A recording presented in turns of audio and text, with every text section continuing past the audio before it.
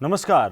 प्रदेश सभा सचिवालय लुम्बिनी प्रदेश संघको सहकार्यमा एनटिभी कोहलपुरले तयार पारेको साप्ताहिक कार्यक्रम प्रदेश सभा परिधिमा तपाईलाई हार्दिक स्वागत छ। म पुरुषोत्तम सापकोटा। कार्यक्रम प्रदेश सभा परिधि एनटिभी कोहलपुरबाट हरेक शुक्रबार साँझ 7:30 बजे र पुनः प्रसारण शनिबार बिहान 9 बजेदेखि आधा घण्टा हुने गर्दछ। हामी यस कार्यक्रममा लुम्बिनी प्रदेश सभाका गतिविधि, प्रदेश सभा सचिवालयका गतिविधि, विषयगत समितिका गतिविधिहरू प्रस्तुत गर्दछौँ। त्यसैगरी कानुन निर्माण प्रक्रियाका बारे जानकारी, प्रदेश सभा सदस्यसँग सम्बन्धित जनताबाट प्राप्त हुने गुनासाका सन्दर्भमा सदस्यहरूसँगको कुराकानी पनि कार्यक्रममा प्रस्तुत गर्ने गरेका छौँ। आजको अङ्कमा हामी लुम्बिनी प्रदेशको आगामी आर्थिक वर्षका लागि प्रस्तुत नीति तथा कार्यक्रम, प्रदेशमा हालसम्म निर्माण भएका कानुनहरू, प्रदेश सभा सदस्यसँगको कुराकानी र पशु स्वास्थ्य तथा पशु सेवा ऐन लगायतका बारेमा सामग्री प्रस्तुत गर्दैछौँ। कार्यक्रमको सुरुमा लुम्बिनी प्रदेशको आगामी आर्थिक वर्षका लागि प्रस्तुत नीति तथा कार्यक्रमको प्रसङ्ग। लुम्बिनी प्रदेश सरकारको नीति तथा कार्यक्रम सार्वजनिक भएको छ। प्रदेश प्रमुख धर्मनाथ यादवले गत मङ्गलबार प्रदेश सभामा प्रदेश सरकारको आर्थिक वर्ष 2078-79 को वार्षिक नीति तथा कार्यक्रम प्रस्तुत गर्नुभएको हो। लुम्बिनी प्रदेश सरकारले नीति तथा कार्यक्रम सार्वजनिक गरेको छ। प्रदेश प्रमुख धर्मनाथ यादवले गत मङ्गलबार प्रदेश सभामा प्रदेश सरकारको आर्थिक वर्ष 2078-79 को वार्षिक नीति तथा कार्यक्रम प्रस्तुत गर्नुभएको हो।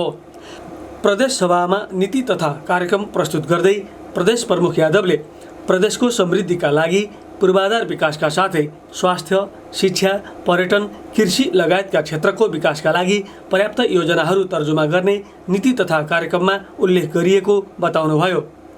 नीति तथा कार्यक्रममा लुम्बिनी प्रदेशमा आगामी आर्थिक वर्षमा 101 वटा सडक तथा पुलहरू निर्माण, बुटोल, दाङ र बाँकेमा औद्योगिक क्षेत्र स्थापना, प्रदेश यातायात गुरु योजना सम्पन्न गर्ने, अभिभावक विहीन अति विपन्न बालबालिकाहरूलाई आवासीय शिक्षा प्रदान गर्ने, एक निर्वाचन क्षेत्र, एक औद्योगिक ग्राम, एक स्थानीय तह, एक खेलकुद मैदान लगायतका कार्यक्रम समावेश गरिएको छ।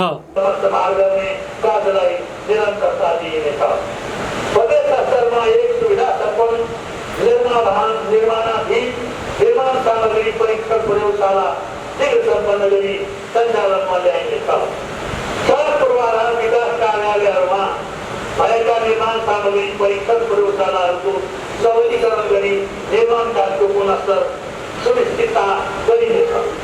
स्थानीय सरकारको समन्वयमा पूर्ण सरसफाइ कार्यहरूलाई निरन्तरता दिइनेछ। प्रदेश सरकारको एक घर एक धाराको सङ्कल्पलाई पुरा गर्न सबै स्थानीय तहहरूको खानेपानी सरसफाइ तथा स्वच्छता योजना सम्पन्न गरी सही योजनाको आधारमा खानेपानी आयोजनाहरूको आधारमा गरिन्छ। समृद्ध प्रदेश खुशी जनता मूल नारा बनाएको प्रदेश सरकारले कृषि, पर्यटन, उद्योग र व्यापारलाई समृद्धिको मूल आधार मानेको छ। प्रदेशका विभिन्न जिल्लाहरूलाई परम्परागत उत्पादनका आधारमा पकेट जोन बनाउने लगायतका कार्यक्रमहरू पनि नीति तथा कार्यक्रममा समावेश गरिएको छ। नीति तथा कार्यक्रममा कतिपय क्रमागत योजनाहरूको निरन्तरता र केही नयाँ कार्यक्रमहरू समावेश गरिएको छ। नेकपा एमालेका प्रमुख सचेतक भूमिश्वर ढकालले वार्षिक नीति तथा कार्यक्रम प्रदेशको समृद्धिका लागि प्रभावकारी कदम हुने बताउनुभयो। प्रदेशको विकास र समृद्धिका लागि नीति तथा कार्यक्रमले पर्याप्त रूपमा मार्ग प्रशस्त गर्ने दाबी गर्दै प्रमुख सचेतक ढकालले महत्त्वपूर्ण योजनाहरू पनि समावेश गरिएको बताउनुभयो। प्रदेश सरकारले विगतका 3 वर्षहरूमा आफूले आर्जन गरेका उपलब्धिहरू प्रदेशको विकास र समृद्धिको सन्दर्भमा प्रदेशले अगाडि सारेका आफ्ना योजनाहरूलाई कार्यान्वयन गरेर त्यसबाट आएका प्रतिफललाई संरक्षण गर्दै आगामी दिनमा बाँकी रहेका लक्ष्यहरू पुरा गर्ने उद्देश्यले यो नीति तथा कार्यक्रम आएको छ। यो कार्यक्रममा आज खास गरी संसदीय इतिहासमा प्रदेशको एउटा यो समारोह हो। यो नीति तथा कार्यक्रम आइरहेको बेलामा आज चाहिँ प्रदेश सभाभित्र प्रमुख प्रतिपक्षी दल लगायतका केही दलहरूले जुन अघोषित रूपमा प्रदेश प्रमुखलाई जुन बहिष्कार गर्ने काम गरेका छन्, यो वास्तवमा संसदीय इतिहासमा अहिलेसम्मकै अत्यन्तै कालो धब्बा हो। प्रमुख प्रतिपक्षी दल नेपाली काङ्ग्रेसका प्रमुख सचेतक फखरुद्दिन खानले भने नीति तथा कार्यक्रम उत्साहजनक नरहेको टिप्पणी गर्नुभयो।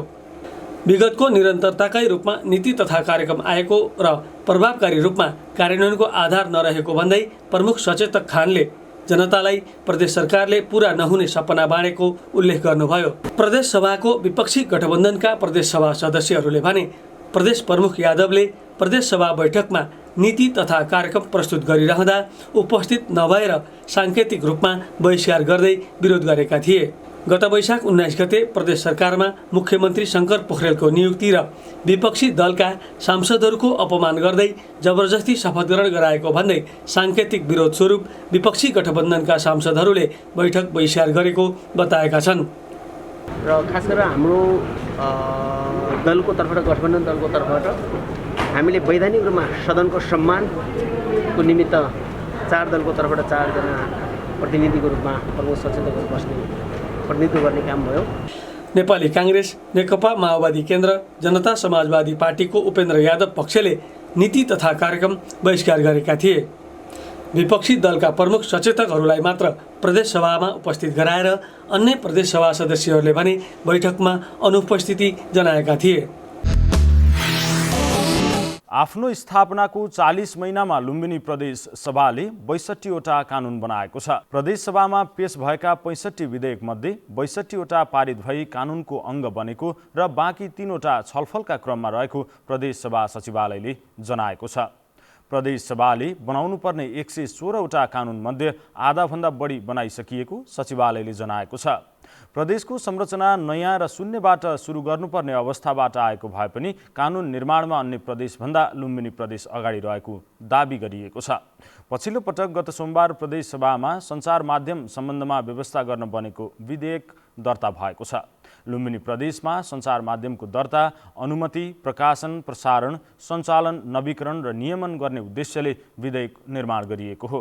प्रदेशभर सञ्चालनमा रहेका पत्रपत्रिका, रेडियो, टेलिभिजन, अनलाइन मिडिया र केबल टेलिभिजन च्यानललाई समेत नियमन गर्न र व्यवस्थित गर्न वाञ्छनीय देखिएकाले विधेयक ल्याइएको प्रदेश सरकारले जनाएको छ।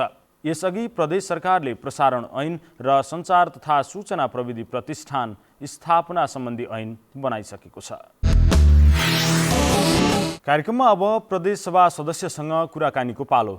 आज हामीले रूपन्देहीको निर्वाचन क्षेत्र नम्बर 5 को खबाट निर्वाचित प्रदेश सभा सदस्य फखरुद्दिन खानसँग कुराकानी गरेका छौँ। रूपन्देही स्थित हाम्रा संवाददाता हरिश ढकालले प्रदेश सभा सदस्य खानलाई तपाईको निर्वाचन क्षेत्रमा रहेका जनताको आकांक्षा, भावना र सम्भावनाको सम्बोधन गर्न कस्ता कस्ता प्रयासहरू गर्नुभयो भनेर सोध्नु भएको छ। प्रस्तुत छ उहाँसँग गरिएको कुराकानीको सम्पादित अंश। हाम्रो भूमिका चाहिँ कस्तो हो भन्दाखेरि एउटा विधायिका, अब नीति निर्माण तहमा एउटा कानुन बनाइदिने र त्यो पथमा चाहिँ इकाइहरू, जुन प्रदेशका इकाइहरू छन् वा चाहिँ कार्यपालिकाले त्यसलाई चाहिँ पछ्याउँदै त्यो गतिमा चाहिँ हिँड्ने किसिमको त्यो हामी चाहिँ के भन्दाखेरि नीतिगत तहमा भयो। र नीतिगत तहमा हुँदाखेरि हामीले आफ्नो निर्वाचन क्षेत्रमा जुन प्रतिबद्धताहरू, कमिटमेन्टहरू गरेका थियौँ त्यो प्रत्यक्ष रूपमा अब हामीले आफ्नै कलमले तोक लगाएर ल यो क्षेत्रमा यति बजेट, यसरी चाहिँ यो कार्यक्रम भनेर त्यो भन्न सक्ने ठाउँ चाहिँ रहँदैन। हामीले के हो भन्दाखेरि हामीले एउटा चाहिँ पुलको काम गर्ने सरकार छ र हामी जनप्रतिनिधि छौँ र जनता र त्यो सरकारको बिचमा पुलको माध्यम र चाहिँ एउटा हामी त्यसरी चाहिँ त्यो ठाउँमा उभिएका छौँ र त्यसैले हामीले आफ्नो तर्फबाट गर्नुपर्ने भूमिकाहरू हामीले सरकारलाई झकझकाउने र मेरो निर्वाचन क्षेत्रका यावच्छेदमै समस्याहरू छन् लगायतका चाहिँ प्रत्येक बजेट आउँदाखेरिको अवस्थामा हामीले त्यो चाहिँ गरिराखेका छौँ। तर अब नेपालको सन्दर्भमा वा चाहिँ लुम्बिनी प्रदेशको सन्दर्भमा भन्नुपर्दा सीमित स्रोत र साधन छ र आम जनताका आकांक्षा चाहिँ अत्याधिक छ। त्यसैले त्यो सीमित स्रोत साधनका बिचमा सबै वर्ग र समुदायलाई समेट्ने गरी सबै निर्वाचन क्षेत्रका समस्याहरू समेट्न सक्ने गरी त्यो गति र वेगमा चाहिँ अहिले प्रदेश सरकारले गर्न सकिरहेको छैन।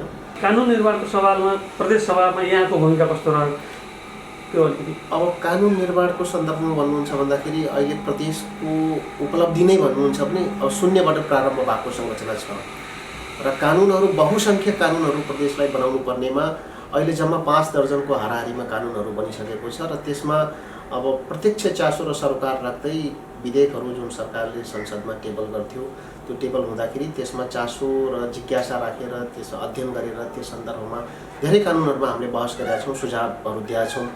तर कस्तो रहेछ भन्दाखेरि कानुन प्रस्तुत हुँदै गर्दा वा चाहिँ विधेयक प्रस्तुत हुँदै गर्दा त्यसको ड्राफ्टिङ र त्यसको चाहिँ त्यो लेखनहरू चाहिँ त्यो निश्चय पनि त्यो विज्ञहरूले गर्ने, त्यो विज्ञले एक्सपर्टहरूले त्यो सम्बन्धित क्षेत्रका एक्सपर्टहरूबाट त्यो चाहिँ विज्ञ त्यो कानुनको रूपमा त्यो टेबल हुन्छ।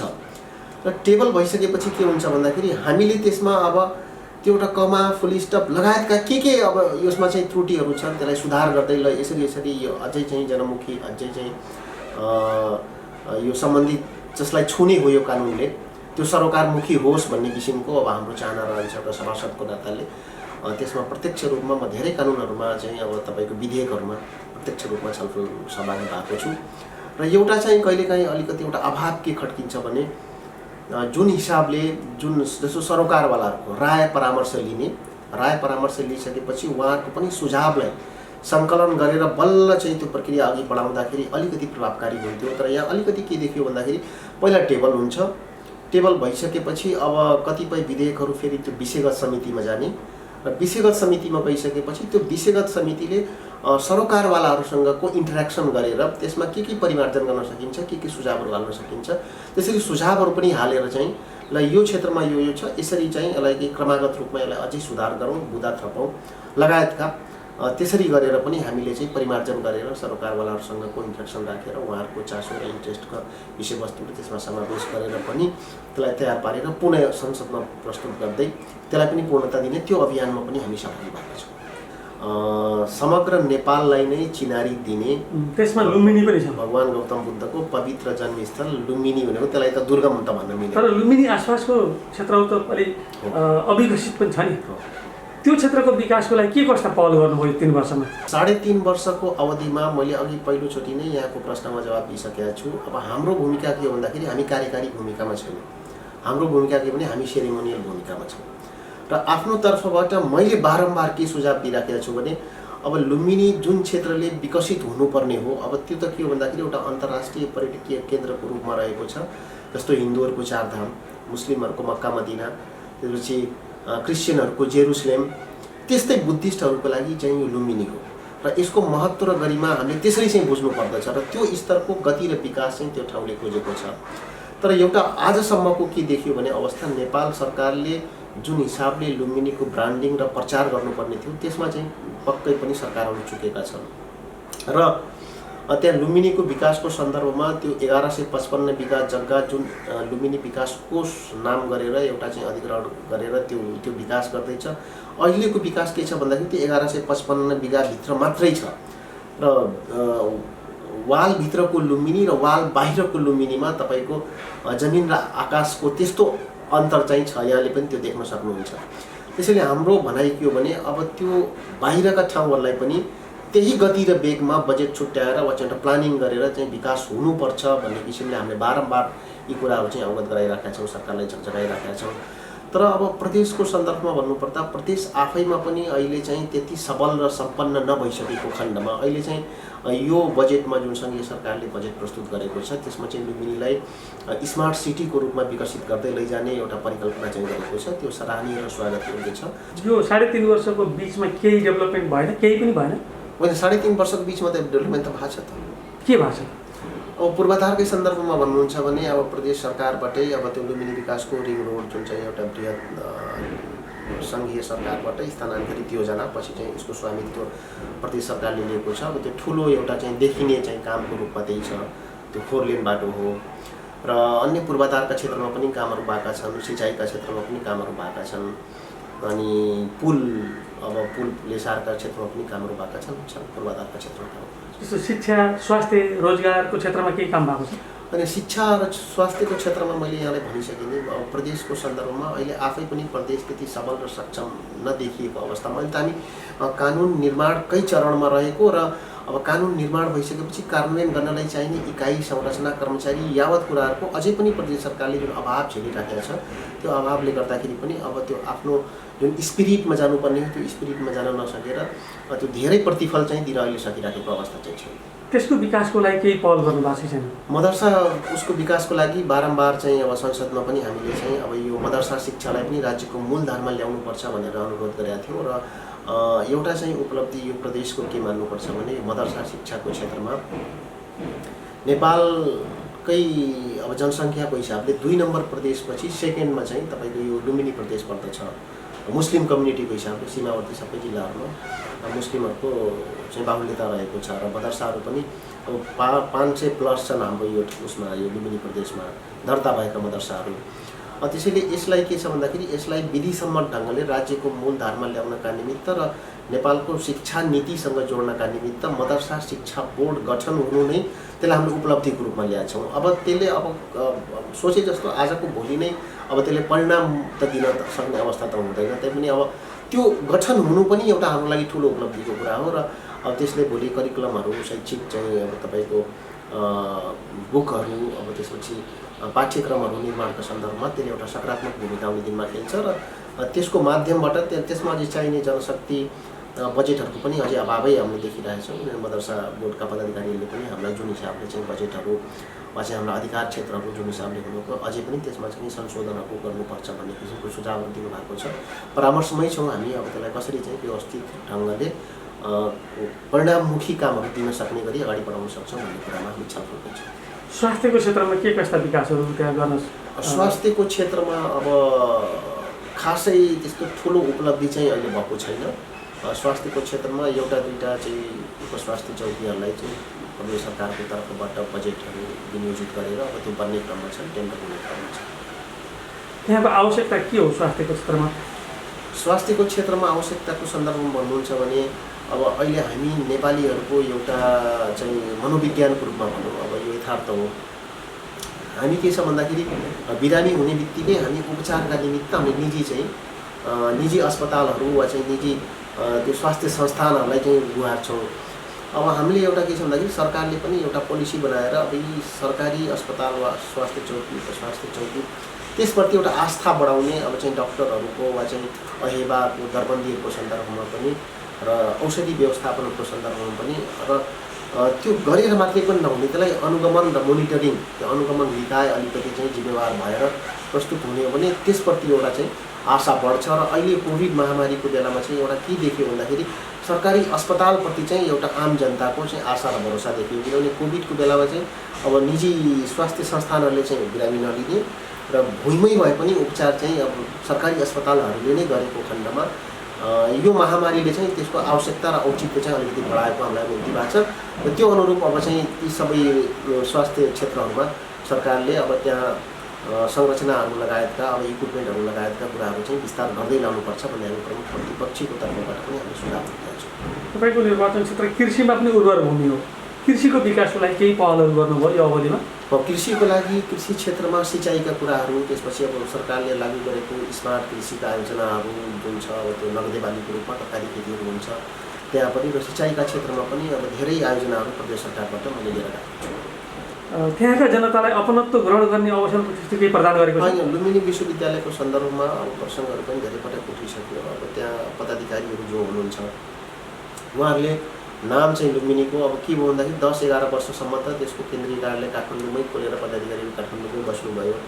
तर धेरै दबावपछि अब लगभग तपाईँको 5-6 वर्षदेखि पदाधिकारीहरू त्यहाँ बस्ने चाहिँ प्रचलन एउटा भएको छ र अहिले चाहिँ त्यो पहिलाको अपेक्षा चाहिँ अलिकति गतिशील रूपमा अगाडि बढ्दैछ। त्यही पनि त्यसका अब शाखाहरू पढाइहरू अब लुम्बिनीमा चाहिँ शिक्षकहरू जान खोज्नु, प्राध्यापकहरू चाहिँ जान खोज्नु भएन, त्यही पढाइहरू चाहिँ अन्यत्र हुनु भयो भन्ने किसिमका स्थानीयको गुनासा र विश्वविद्यालय मेरै घरको 200 मिटरको दूरीमा रहेको हुनाले मैले पनि प्रत्यक्ष चासो र सरोकारहरू राख्ने गर्छु।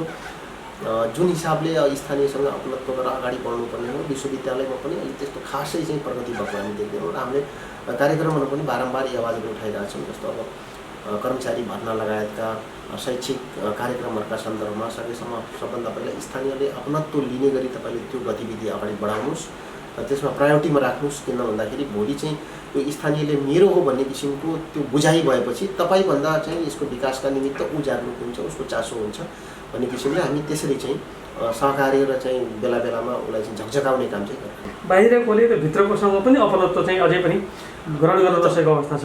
यो त धेरै प्रसङ्ग र धेरै बहस उठ्यो। अब त्यो जोड्नका निमित्त अब हामी जनप्रतिनिधिको पनि महत्त्वपूर्ण भूमिका छ र मुख्यतः अब लुम्बिनी विकास कोषको अब यसमा सबभन्दा ठुलो छ के छ भन्दाखेरि त्यहाँका सम्पदाहरू जो छन् ती सम्पदाहरूलाई स्थानीयसँग जोड्न सक्यो भने बल्ल स्थानीयको विकास हुन्छ र स्थानीयको विकास भएपछि समग्र ठाउँको विकास हुन्छ भन्ने किसिमको मेरो बुझाइरहेको छ। र त्यो सम्पदासँग स्थानीयलाई जोड्नका निमित्त जुन हिसाबले लुम्बिनी विकास कोषका आफ्ना कार्यक्रमहरू हुनुपर्ने त्यो सानो इक्जाम्पल मैले राखिदिन्छु भने एउटा मानिलिउँ अब सधैँ एउटा प्रश्न चिन्ह के लाग्छ भन्दाखेरि लुम्बिनी विकासमा आर्थिक अनियमितता आर्थिक हिनामिना हुने गर्दछ। सामाजिक लेखा परीक्षण एउटा गरौँ न। लुम्बिनी विकास कोषले एउटा सामाजिक लेखा परीक्षण तपाईँको भद्र भलाद्मीहरू राजनीतिक दलका प्रतिनिधिहरू सङ्घ संस्थाका प्रतिनिधिहरू स्थानीय पालिकाका प्रमुखहरूलाई बोलाएर एक दुई पटक त्यसरी एउटा अभ्यास गरिदिने हो भने ल हाम्रो चाहिँ यो लक्ष्य हो, हामीले यो मास्टर प्लान बनाएको छौँ, आजको अवस्था यो छ र यति वर्षमा हामीले काम सम्पन्न गर्छौँ र यो वर्षको हाम्रो चाहिँ बजेट यो हो, यति काम गऱ्यौँ। त्यो गरिसकेपछि एउटा के हुन्छ भन्दाखेरि त्यहाँ 20 जनाले त्यो कुरा सुन्यो भने त्यो बाहिर गएर 200 जनामा प्रचार हुन्छ र एलडिटीमा यस्तो भयो भन्ने किसिमको। तर यस्ता कुराहरू बारम्बार सुझाव दिँदा पनि उहाँले के भन्नुहुन्छ भन्दा हामीले नेटमा हाल्थ्यौँ। अब नेटमा हालेको कुरा त अब आम प्रविधिको पहुँच त अहिले आम नागरिकसम्म त छैन र सबै चाहिँ अब त्यो किसान वर्गको प्रतिनिधित्व पनि धेरै छ त्यो ठाउँमा। त्यसैले यी यावत कुराहरू छन्। अब मूल कुरा के हो भने त्यहाँको लुम्बिनीको सम्पदालाई स्थानीयसँग जोड्ने चाहिँ गतिशील पुलको रूपमा चाहिँ काम हुनुपर्दछ र अझै पनि 3.5 वर्षको अवधिमा अहिले लुम्बिनी विकास कोषले सङ्घीयता चाहिँ चिन्दैन। किन त भन्दाखेरि उसको ऐन जुन छ त्यो परिमार्जन नभएको हुनाले प्रदेश त उसले चिन्दैन। हामीलाई औपचारिक कार्यक्रममा बोलाउँदा त्यो एउटा सम्मान गरेछ र हो, त्यो अलग ठाउँ हो। तर उसको कानुनले के छ भन्दाखेरि मैले पनि यो संसदमा पनि बारम्बार उठाएको प्रसङ्ग हो, कम्तीमा पनि त्यसले प्रदेशको पर्यटन मन्त्री चिन्न पर्यो, स्थानीय पालिका प्रमुख चिन्न पर्यो, अनि बल्ल चाहिँ अब त्यसको विकासको र के छ भन्दाखेरि नीति निर्माण लुम्बिनीको विकासको सन्दर्भमा केन्द्रले चाहिँ नीति निर्माण गर्ने वा बजेट दिने र विकासको स्वामित्व चाहिँ प्रदेश सरकारले लिने। त्यो गर्दाखेरि एउटा अपनत्वको भावना हुन्छ र रेखदेखमा अब त्यो पालिका त्यसको लुम्बिनी विकास कोषको त्यो नियमावली संशोधन गरेर त्यसमा चाहिँ हजुरको जुन अहिले 5 सदस्यीय एक्जिक्युटिभ कमिटी छ, 5 कि 7 सदस्यीय छ, त्यसमा चाहिँ पालिकाको प्रमुखलाई पनि राखिदिने र हाम्रो प्रदेशको पर्यटन मन्त्रीलाई पनि राखिदिने र त्यो गर्दाखेरि वा प्रदेश सभाका मान्यहरूलाई वा सङ्घका मान्यहरूलाई समावेश गर्न सकिन्छ भने यो त महाअभियान हो। जतिजनालाई समेट्यो त्यति किसिमका विचार आउँछन् र त्यो विचारलाई चाहिँ सबै फ्युजन गरेर एउटा राम्रो चाहिँ त्यसले नतिजा दिन्छ भन्ने किसिमको हामीहरू बुझाइरहेको छ र त्यो गतिमा अगाडि बढ्नुपर्छ। र पर्यटन मन्त्रीज्यूले पनि तत्कालीन पर्यटन मन्त्री लीला गिरीज्यूले पनि यो सन्दर्भमा गम्भीर छु, प्रधानमन्त्री समक्ष पनि मैले कुरो उठाएको छु, तर अहिलेसम्म नतिजा चाहिँ आएको छैन। कार्यक्रममा अब लुम्बिनी प्रदेश सभाबाट पारित भएको ऐनको प्रसङ्ग। लुम्बिनी प्रदेशमा पशुपालन व्यवसायलाई आधुनिक, व्यवस्थित र व्यावसायिक बनाउने उद्देश्यले प्रदेश सभाबाट पशु स्वास्थ्य तथा पशु सेवा ऐन निर्माण गरिएको छ। मानव समुदायको पौष्टिक भोजन तथा स्वास्थ्यका दृष्टिकोणले पनि पशु वा पशुजन्य पदार्थको गुणस्तरीय उत्पादन, बिक्री, वितरण, निकासी तथा पैठारीलाई व्यवस्थापन गर्न ऐनले महत्त्वपूर्ण भूमिका खेल्ने विश्वास गरिएको छ। लुम्बिनी प्रदेशमा पशुपालन व्यवसायलाई आधुनिक, व्यवस्थित र व्यावसायिक तुल्याउने उद्देश्यले प्रदेश सभाबाट पशु स्वास्थ्य तथा पशु सेवा ऐन निर्माण गरिएको छ। मानव समुदायको पौष्टिक भोजन तथा स्वास्थ्यका दृष्टिकोणले पनि पशु वा पशुजन्य पदार्थको गुणस्तरीय उत्पादन, बिक्री, वितरण र निकासी तथा पैठारीलाई व्यवस्थापन गर्न सो ऐनले महत्त्वपूर्ण भूमिका खेल्ने विश्वास गरिएको छ। प्रदेश सभाबाट पारित भए लगत्तै सो ऐन कार्यान्वयनमा आएको छ भने ऐनको प्रभावकारी कार्यान्वयनका लागि आवश्यक पर्ने नियमावली बनाउने काम पनि अन्तिम चरणमा पुगेको छ। लुम्बिनी प्रदेशको प्रदेश सभाले त्यति बेला प्रदेश नम्बर 5 थियो, प्रदेश सभाले पशु स्वास्थ्य तथा पशु सेवा ऐन 2075 जारी गरेको छ। त्यो कार्यान्वयनको चरणमा पनि छ। त्यसको मुख्य उद्देश्य कस्तो रहेको छ भने पशुपालन व्यवसायलाई आधुनिक, व्यवस्थित र व्यावसायिक तुल्याउने र मानव समुदायको पौष्टिक भोजन तथा स्वास्थ्यका दृष्टिकोणले पनि पशु वा पशुजन्य पदार्थ गुणस्तरीय उत्पादन, बिक्री, वितरण, निकासी तथा पैठरी गर्ने भन्ने चाहिँ यसको चाहिँ मेन उद्देश्य चाहिँ यो रहेको छ। प्रदेशमा रहेका कुनै पनि जातको पशुको वंशलोप हुनबाट जोगाउन, नस्ल सुधार गर्ने, कृत्रिम गर्भाधान गराउने र पशुको वन्ध्याकरणमा प्रतिबन्ध लगाउने लगायतका व्यवस्था ऐनमा गरिएको छ। र यसमा यो ऐनमा चाहिँ अरू कुराहरू के छ भने पशु नस्ल सुधार, विशेष गरेर यसको दफा 3मा व्यवस्था गरेको छ। पशु नस्ल सुधार गर्दाखेरि प्रदेश सरकारले राजपत्रमा सूचना प्रकाशन गरेर यो खास गरेर पशु जातको यो नस्ल सुधार गर्ने दृष्टिकोणले के गरेका छन्, भाले पशु बन्दाकरण नगरी राख्नुपर्ने र त्यसको व्यवस्था चाहिँ तोकेबाउन्जी हुने भनेर त्यो नियमावलीलाई छोडिदिएको त्यो व्यवस्था छ एउटा। ऐनले घरपालुवा र वन्यजन्तु लगायत सबै प्रकारका पशुहरूको संरक्षण र विकासमा जोड दिएको छ। प्रारम्भिक वातावरणीय परीक्षण आइई गरेर मात्र पशुजन्य उद्योग स्थापना गर्ने, नियामक निकायबाट अनुमति लिएर मात्र उत्पादन तथा बिक्री वितरण गर्ने, सरकारवाला निकायबाट सिफारिस लिएर मात्र निकासी तथा पैठारी गर्ने लगायतका व्यवस्था ऐनमा गरिएको छ। अनि चाहिँ यो यही पशु सम्बन्धी अब माछाहरू, चल्लाहरू, अन्डाहरूको चाहिँ उद्योग स्थापना गर्न सक्ने व्यवस्था छ, त्यो कुरा छन्। अनि निकासी पैठारीका कुरा, अनुमति पत्र लिनुपर्ने कुरा, अनि विशेष गरेर यो ऐनमा चाहिँ अझै चाहिँ यो महामारी रोग जस्तो पशुमा आउने महामारी रोगलाई प्रदेशले कसरी त्यसलाई चाहिँ नियन्त्रण गर्ने, के कस्तो गर्नुपर्छ भन्ने कुरा चाहिँ ऐनमा कसरी गरेका छन्। प्रदेश स्तरीय पशुपक्षी रोगको महामारी नियन्त्रण समिति गठन गर्न सक्ने र स्थानीय स्तरमा पनि पशुपक्षी रोगको महामारी नियन्त्रण स्थानीय समिति गठन गर्न सक्ने व्यवस्था गरेको छ। यो स्थानीय स्तरमा समूह वा समिति गठन गरी स्थानीय जातका पशु तथा घाँसे बालीको संरक्षण र पशुचरण तथा खर्क विकासका लागि समेत ऐनमा विशेष व्यवस्था गरिएको छ। ऐन उल्लङ्घन गर्नेलाई 25 देखि 50 हजारसम्म रकम जरिवाना गर्ने व्यवस्था पनि ऐनमा उल्लेख गरिएको छ। पशुहरू पालनमा चाहिँ चरण खर्क चाहिँ कसरी त्यसलाई चाहिँ कसरी व्यवस्थित गर्ने भन्ने हिसाबले गरेको छ। त्यसपछि औषधि पसलको नियमन, जस्तो चाहिँ पशुहरूलाई पशुपन्छीहरूको रोगको रोकथाम उपचारको लागि चाहिँ औषधि पसलहरूको नियमन गर्नुको लागि पनि व्यवस्था गरेको छ। र यी कुराहरू यो ऐनमा छ। र ऐनको दफा 25मा चाहिँ नियम बनाउने अधिकार छ। सोही नियम बनाउने अधिकारको प्रयोग गरेर हामीले चाहिँ यस प्रदेशमा पशु स्वास्थ्य तथा पशु सेवा नियमावली 2078 को मसौदा पनि तयार गरेका छौँ। यसमा चाहिँ हाम्रो लगभग मन्त्रालयको तर्फबाट स्टेक होल्डरहरूलाई छलफल गरेर लगभग त्यो मसौदा चाहिँ अन्तिम रूप भएको छ। हामीले आन्तरिक मामिला तथा कानुन मन्त्रालय र आर्थिक मामिला तथा योजना मन्त्रालयको सहमति लिई प्रदेश सरकारबाट स्वीकृतिको लागि पठाउनलाई हामीले तयारी गरेका छौँ। पशुप्रति निर्दयी व्यवहार गर्न रोक लगाउने, पशु ढुवानीका लागि मापदण्ड तयार गरी कार्यान्वयन गर्ने लगायतका व्यवस्था पनि ऐनमा राखिएको छ। संक्रामक रोग लागेको पशु वा पशुजन्य पदार्थ निकासी पैठारीबाट कसैलाई हानि नोक्सानी पुर्याएमा जाँचबुझ समितिको प्रतिवेदनका आधारमा पीडितलाई क्षतिपूर्ति दिनुपर्ने व्यवस्था ऐनमा मिलाइएको छ। यहाँ चाहिँ ठ्याक्कै ऐनमा कस्तो भनेको छ भने यो महामारीका कुराहरू जुन अनुगमनका कुरामा विशेष गरेर महामारीमा पनि प्रदेश सरकारले कार्यविधि निर्देशिका मापदण्ड तयार गर्ने महामारी रोग नियन्त्रणको लागि भन्ने व्यवस्था छ। त्यो बनिसकेको अवस्था छैन। हामीले त्यसलाई पनि सकेसम्म नियमावलीमै एड्रेस गर्ने प्रयास गर्छौँ। अनि चाहिँ अरू हरेक कुरा चाहिँ हाम्रो यहाँ धेरै जसो कुराहरू कस्तो छ भने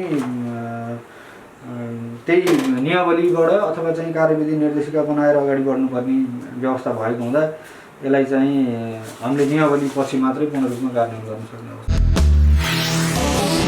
यी विविध सामग्रीसँगै प्रदेशसभा सचिवालय लुम्बिनी प्रदेशसँगको सहकार्यमा एनटिभी कोहलपुरले तयार पारेको साप्ताहिक कार्यक्रम प्रदेशसभा परिधि यति नै। प्रदेशसभासँग सम्बन्धित गुनासाहरू, कानुन निर्माण बारेको कौतूहलता र समग्र कार्यक्रमबारे तपाईँका केही सल्लाह सुझाव भए प्रदेशसभा परिधि @gmail.com अथवा फेसबुक लाइभ भइरहेको पेजमा म्यासेज छोड्न सक्नुहुनेछ। आगामी अङ्कमा हामी ती कौतूहलता मेटाउने प्रयास गर्नेछौँ। कोरोना संक्रमणबाट बच्न अत्यावश्यक बाहेक घर बाहिर ननिस्कौँ, निस्कनै परे मास्कको प्रयोगलाई अनिवार्य गरौँ, साबुन पानीले हात धुने बानी बसालौँ, संक्रमणबाट आफू पनि बचौँ र अरूलाई पनि बचाउँ। अर्को साता फेरि भेटौँला। हामी सबैलाई बिदा दिनुहोस्। नमस्कार।